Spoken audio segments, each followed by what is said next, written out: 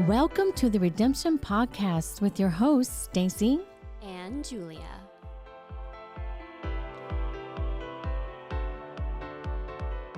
Welcome to Season 3, Episode 2 of Redemption. Today, our guest is Adrienne Bozzini with the Alaska Anti-Trafficking Coalition. Welcome, Adrienne. Hi. Thanks for having me. Thanks for coming today. Before we get started, though, let's see if Isaac has any housekeeping for us. Well, we're on video, which is cool. Yeah, and it is. We had another video released for our first episode with Julia that was talking all about the Trend Fashion Show and Redemption's new clothing line that is available for purchase now at redemptionapparelak.com. You have 4 different types of clothing to choose for and 4 different designs with Alaskan flowers and positive themes and quotes on the back. It's really, really cool. We're super excited and happy about the product. If you haven't seen the video that talks about it being featured at Trend and the design process, and we talked with some clients that were involved in making everything, go check that out now. I would recommend our YouTube since, again, there's a lot of visuals associated with it. And also go buy some. You can get it redemptionapparelak.com, or if you rather shop in person, you can get it at limited amount of items at Black Birch Books, or you can get items at Bow and Arrow Mercantile in Palmer, and shortly when they reopen, Bow and Arrow Mercantile in Wasilla. Oh, I'm so excited about Super that. exciting stuff. They are yes. really beautiful too. You need to check them out. Yeah, and that's why Julia isn't here, is because she's trying to get the inventory finished so that we can get all that stuff over there. So that's why I'm filling in for her today. We miss you, Julia. Okay. Well, before we get started, let me just read a little bit about Adrienne. Adrienne is the founder of the Alaska Anti-Trafficking Coalition. The Trafficking Coalition's goal is to educate and try to meet the unique needs of Alaska's communities. Adrienne is passionate about mobilizing communities, including local law enforcement, churches, families, professionals across industries to identify and respond to human trafficking in their community. Her work is focused on the identification, education, and prevention of human trafficking in Alaska. Thank you so much, Adrienne, for agreeing to come on today to Redemption Podcast. I was so excited. I met Adrienne in Juneau. We went in January back for the Justice Human Traffic Week.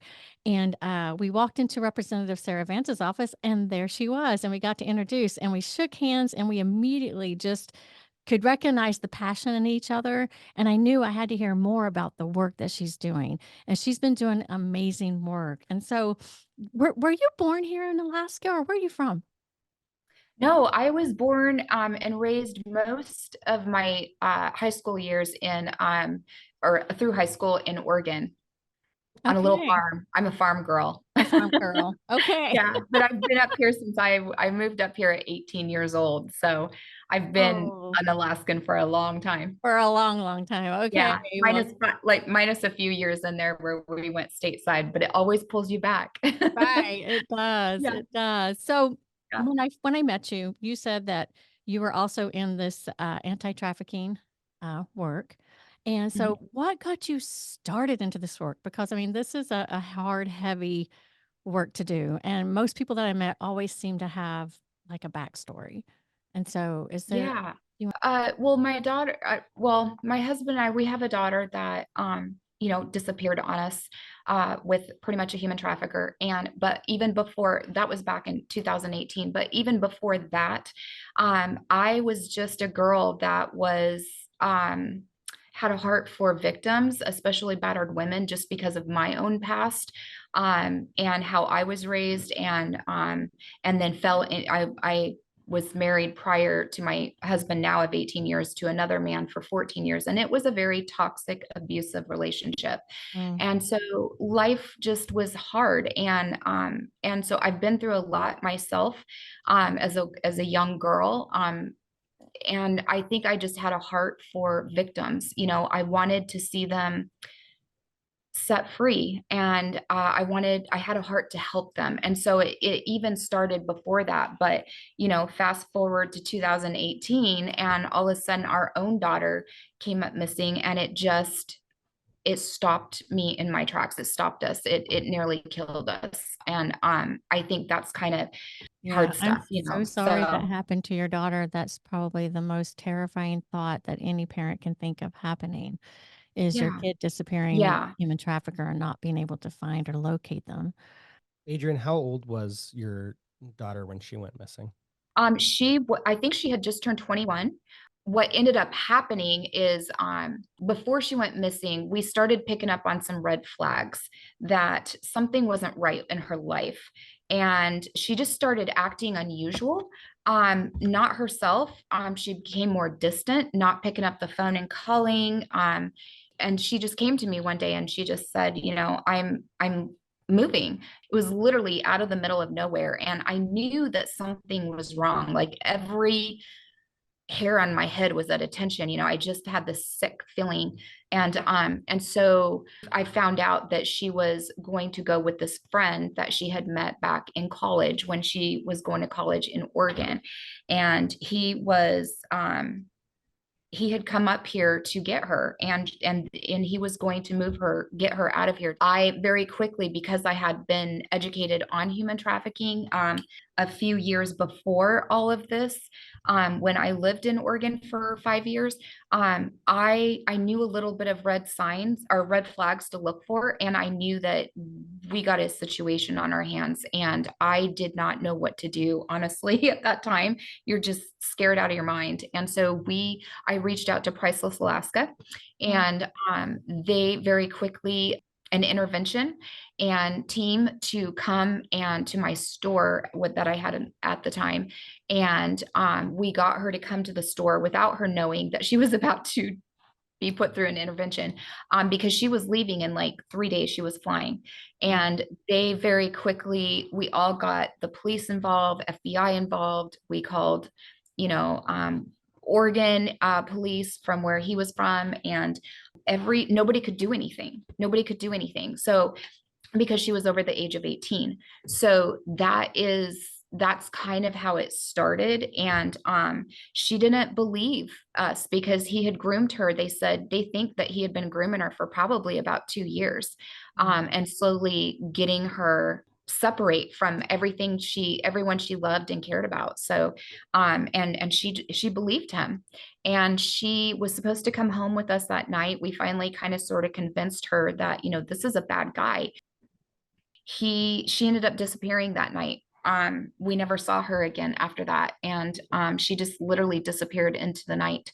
2 years went by before we heard from her.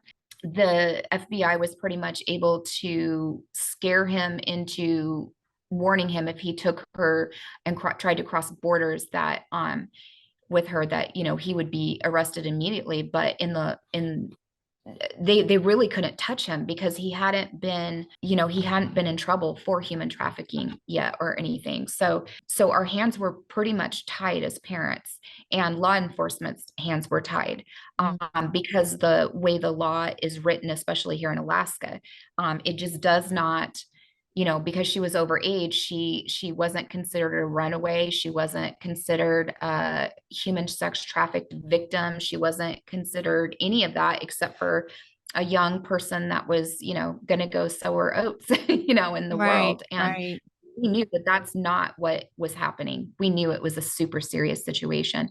So yeah, 2 years went by before we heard from her again. After that, it was a handful of times that we got a text message from her pretty much saying that, you know, she was alive or high, and then months on end there was silence, you know, when we would try to text her and stuff. So it was pretty brutal. Just Yeah.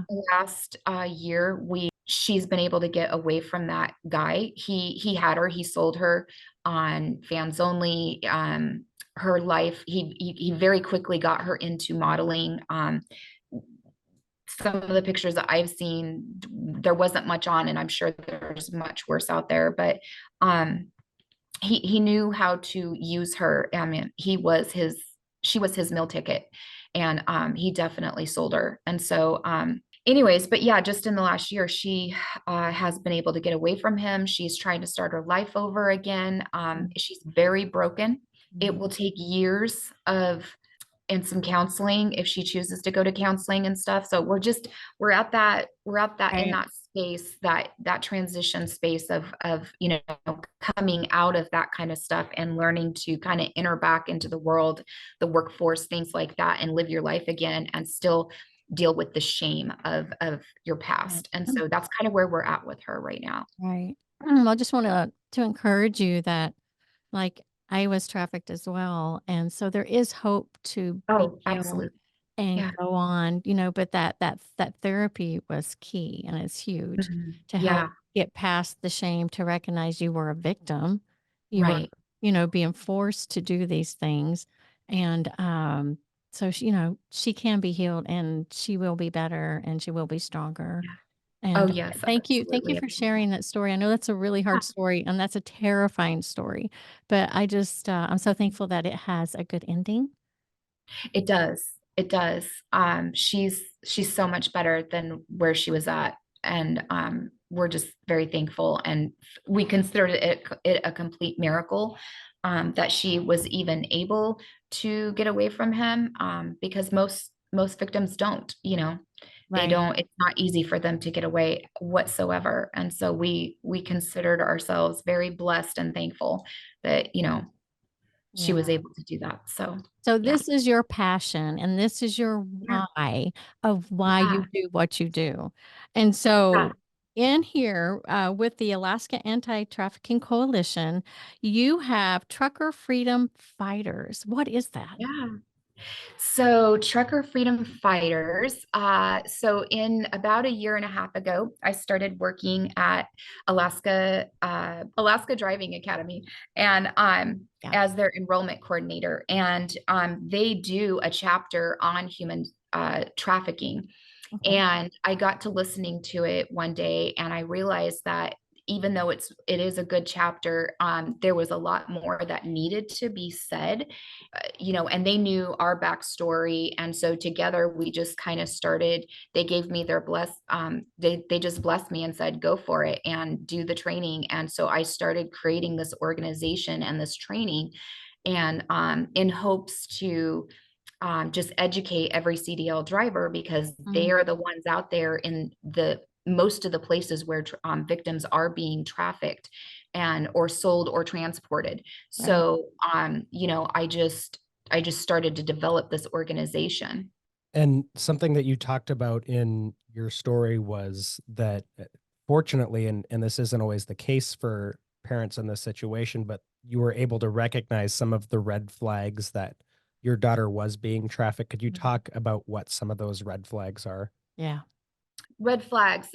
Some of those would be something like if you go to a gas station and you happen to notice a young girl or a child, or even a boy. It doesn't. It could be any sex. And so let's say she's standing over in the corner. She's not really buying anything. She's not really leaving either. She's just kind of hanging out, looking a little nervous. And she's got on maybe a little bit revealing clothing or mini skirt and tank top, and it's the middle of winter and everyone else is coming in snow gear, Mm. hats and gloves and stuff. I would say something's not right there. That would my red flag, would pop up and be like, what's going on there? And then something like if you were at a truck stop down in the States, especially, what that might look like.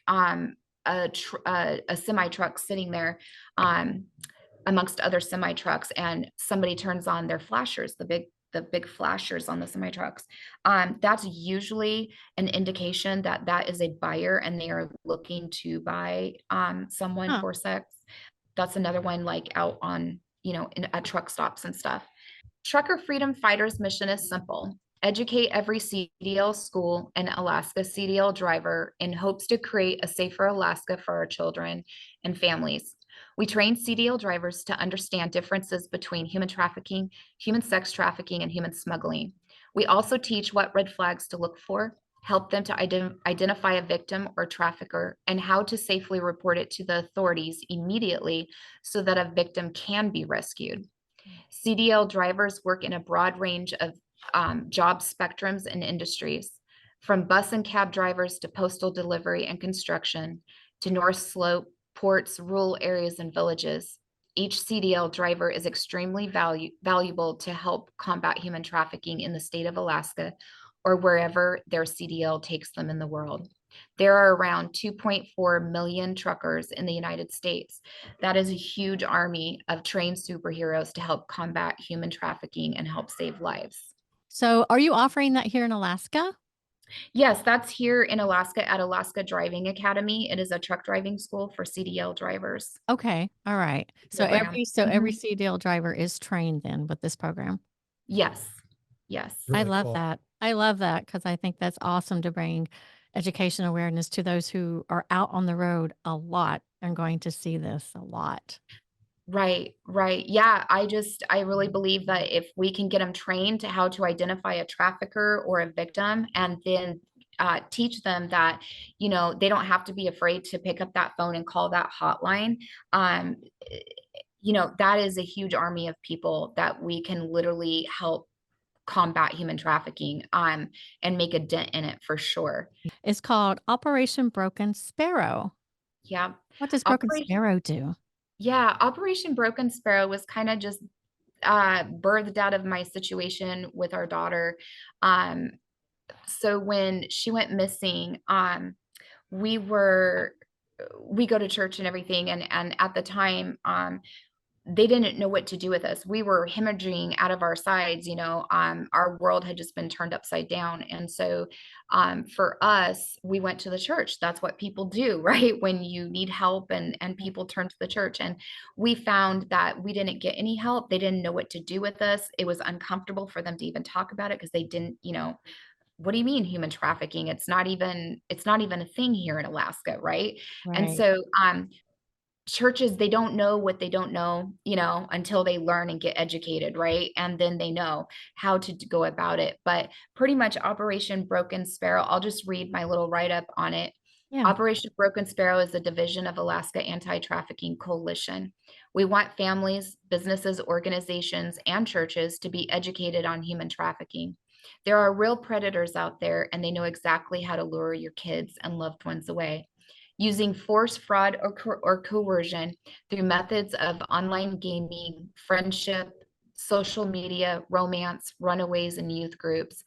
We as parents and community now more than ever need to be in the know about how to identify a trafficker and recognize behavioral changes in our loved ones quickly that might be the results of a trafficker grooming and operating in their life.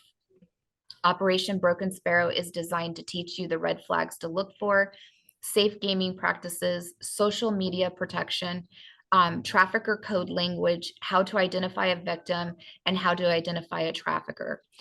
We also train churches on how to set up a trauma team so that when a person of any trauma comes in for help, you are trained, educated, know your community, resources, and are ready to assist people in need of immediate help. Victims of human trafficking are all around us.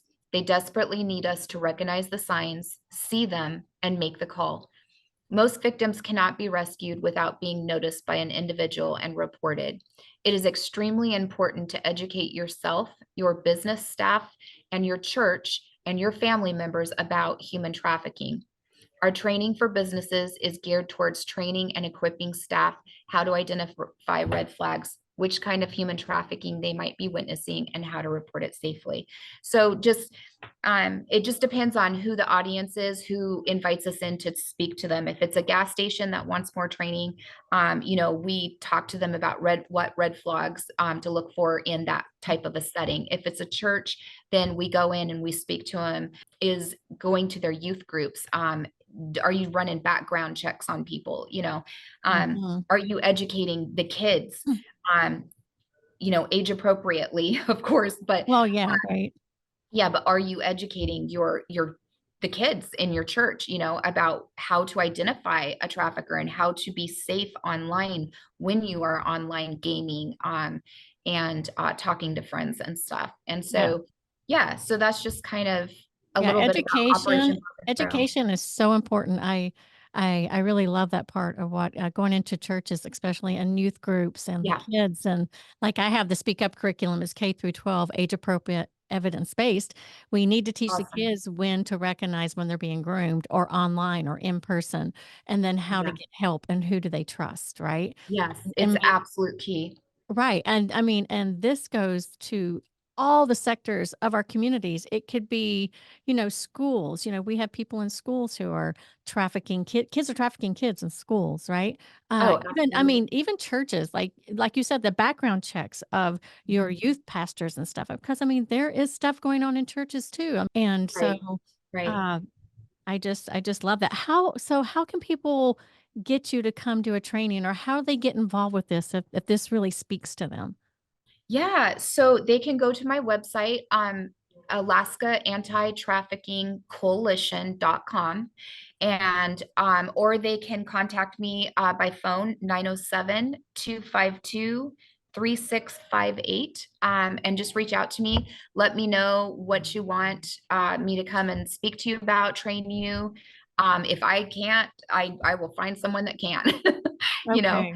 And we Awesome. know that the want in the community is there, and in part that's because of the work that Stacy and Adrienne, both of you do. There, I think Yeah. that finally, as a community, we're waking up that to the fact that this is an issue that is affecting Right. more people around you than you could ever possibly imagine. Right? Mhm. Right. And the awareness piece, the great thing about it is that there is that desire for the community as a whole, I think, to learn about those red flags, to learn what to look for. But Adrienne, something that you brought up earlier in this podcast, again, going back to your lived experience with going through this with your daughter, Mhm. you and law enforcement knew that your daughter was being groomed and was being trafficked, and there was Yep. nothing that you could do about it. And so No. the awareness piece, Yeah. so important, and it's an easy step for us to take because people want to know. But there's a much harder battle that I know that us at my house, that you at the coalition are fighting, and that's Mhm. how can we make it so that there is something that we can do when we know that this is going on and we have proof that we have an individual that's being trafficked. Can you talk a little bit about what the coalition is doing on that front? So we just got back. I just got back from Juneau and going to the Capitol and um meeting with the representatives and senators and stuff. And I'm really pushing HB 68, the bill HB 68, because right now we need the laws to be looked at. They haven't been looked at or changed in a very, very, very long time. And right now, our world is changing so fast that we do not have laws in place to protect victims or to identify traffickers. A lot of people get thrown, a lot of victims get thrown into like domestic violence, or uh, they get thrown in as a runaway or something. But why? There's got to be an investigation past that. And so and traffickers, they get a slap on the wrist because they beat somebody up, they slap the woman around a little bit, and so they get domestic violence on them, and then they're right back out either the next day or within a week or two, and they're doing it again. And so our laws are not good enough whatsoever. And so we are desperately, there's a whole bunch of us that are really pulling together and fighting this thing and really trying to share our hearts about our concern. Like we can't do anything. We're spinning our wheels until we get something like HB 68 or any law that is for protecting victims and prosecuting Johns even. Right. Um, and so that's a big deal. That would give us some traction because we can keep doing educating, but if they just throw them in under as a domestic violence, well, then those people are right back on the street, either being sold or the victims are right back, to being sold, or the trafficker is right out there Right. gathering up more people to sell, Right. or Yeah. children. The So thing I like about HB 68 is that it's going to address the demand side of right, trafficking, meaning right, that if a person goes and recklessly buys sex from someone that they're not going to check into to see if one, if they're over 18, or two, are they a victim and being forced to sell right, sex? against their will, then they need to be held accountable. And if this bill passes, then they will get a Class C sex felony. So I like that it's going to address the demand side. Then also the part about this bill, for as a service provider and working with survivors of trafficking, about expunging the records that they got while they were under the duress of a trafficker, whether it be a Right. level criminal charge of theft or drugs, and then the prostitution charges. So we could get those expunged because, as you know, it's hard for them to get housing when they have those charges on their record. And it's not fair because they were forced to do this. So I Right. love some of the language in this bill. There's also some other bills that are real important. I just want to mention real quick, which is Yeah. we have HB 265, which is changing that word child pornography to what it Mhm. really is, child sexual abuse material. I think it needs to be Right. called what it is. I mean, to me, I will say Yep. child rape videos because that's what they It are. is. This is It is. not a consentable thing. A child can't consent to this. And so it is child sex abuse material. I think that one should definitely be an easy Right. pass. And then also there is HB 254, which is going to make distributing pornography, they're going to hold people liable for distributing pornography to minors on the internet. I mean, that's huge. It's everywhere on the internet. And no one really does this thing It where is. they look for the age to see if this child is over 18 or not. So that's a really good one. And then also there's one on here, HB 67, which has to do with the crime of stalking, and then the Right. sex offender list. So there's some really Yeah. important bills out there for victims' rights, protecting victims, protecting the most vulnerable, our kids in Mhm. our state. So yeah, if you're listening, please call your legislators and say, hey, please pass these victim rights bills of HB 68 and HB 67, HB 265, HB 254. We can put them all in the notes of this video, Yes. right? Yes, we Yeah. can. Okay. But yeah, super important. Yeah. Yeah. So I just love the work you do. Thank you for your story, for being strong, for doing the fight, for teaching the truckers, for reaching out to churches and families and organizations. I mean, you're doing all the things, to raise that awareness and keeping our Alaskan kids safe. And I think that's why I really appreciate you and the bond that I feel with you in this fight. Yeah. Yeah. Just thank you so much for that. But before I let you go, we Yeah. always ask a guest on the Redemption podcast, what does the word redemption mean to you? Oh man. Redemption. What a word. God made a way when there was no way. Thank you, God, for Jesus, right? Mhm. Don't even know what else to say. He pulled me out of a dark pit, just even my own life, and you know, wiped me clean, offered me forgiveness, and put a white robe on me, and away I went into a new life. And I'm forever grateful. And so redemption is a precious, precious gift. Mhm. It is.